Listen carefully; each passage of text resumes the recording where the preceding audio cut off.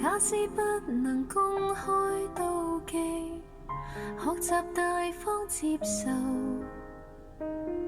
同行時要殿後，誰冷落舊朋友？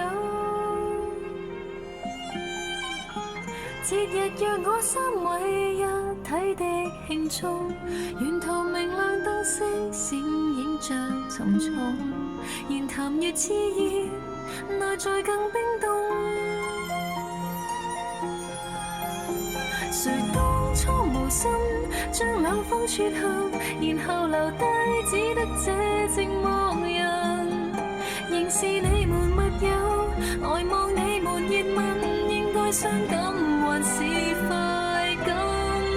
能迴避嗎？我怕了，當那電燈膽編着你們來來回委曲中受難，一個我被撇低，卻又很不慣，要走的一剎又知。